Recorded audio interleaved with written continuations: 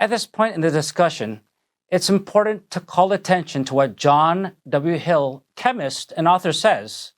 Scientists, like other human beings, use intuition and generalize from few facts. Sometimes they are wrong. So scientists, when they generalize from few facts, can sometimes be wrong. Well, what's the proof, though, brothers, that sometimes scientists are really wrong? Still quoting from Hill, we read that science is a theoretical framework which gives meaning to our factual knowledge. However, it is a constantly changing framework, for scientific models are constantly being reevaluated and revised as new data is obtained. That's very true, brother. In addition to that, it is also common knowledge that when new instruments are being used, most information changes.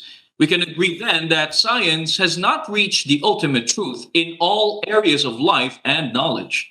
Right. Does the history, though, of science give any evidence to this as well?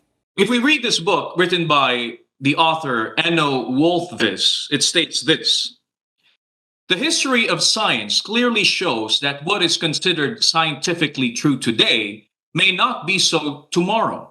This is precisely the condition of scientific inquiry today, brothers, during which past discoveries are being reviewed, questioned, and refuted by more recent findings. Evidently, therefore, science would contradict the Bible whenever the ultimate truth had not been reached. Right, right. So, surely, plenty of people will be shocked at this point, brothers, to hear that. They may wonder, well, how could we say something like that?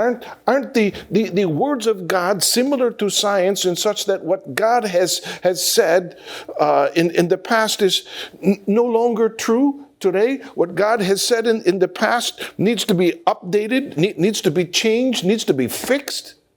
On the contrary, Brother Bob, the words of God have a uniqueness that science does not.